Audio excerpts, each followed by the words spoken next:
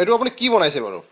এইটো মানে এইটো বহুত নম্বৰত আকৌ মই অষ্ট্ৰেলিয়াত আহি আকৌ খানা বনাবলৈ মন গ'ল। হয় আৰু এজোপা নেমু আছে পিছফালে, হয় দেখাত কাজি নেমু যেন লাগে, কিন্তু কাজি নেমুতকৈ অলপ ডাঙৰ। হয় পাতটো বৰ ধুনীয়া গোন্ধায়, আৰু মই নেমু পাত দি মই মাংস বনাই খুব ভাল পাওঁ। হয় গতিকে ইয়াত অষ্ট্ৰেলিয়ান ব্ৰইলাৰ চিকেন তাক লৈ পেলাই এই আমাৰ নেমু পাত দি পেলাই এটা বস্তু বনাইছোঁ। এইটো নামটো কি? ডিছটোৰ নামটো কি? এইটো ডিছটো এইটো জুবিনৰ নেমু চিকেন। আৰু জুবিন নেমু চিকেন। জুবিনৰ নেমু চিকেন। অ'কে।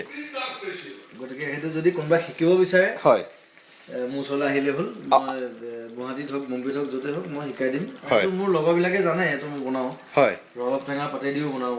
গতিকে আজি এইটো স্পেচিয়েল ডিছ বনাইছোঁ। মানে এইটো আজি কিবা স্পেচিয়েল কাৰণটো কি? মানে আপুনি অষ্ট্ৰেলিয়াত প্ৰথমবাৰ আহিছোঁ কাৰণে এটা স্পেচিয়েল ডিছ বনাইছে আপুনি। ডন ব্ৰেডমেনক মনত পেলাই ব্ৰেডমেনক নেমু চিকেন বনাইছোঁ। নেমু চিকেন, ঠিক আছে। আৰু এটা ক'ব পাৰিব নেকি নেমুটো কোনটো প্ৰজাতিৰ নেমু এইটো?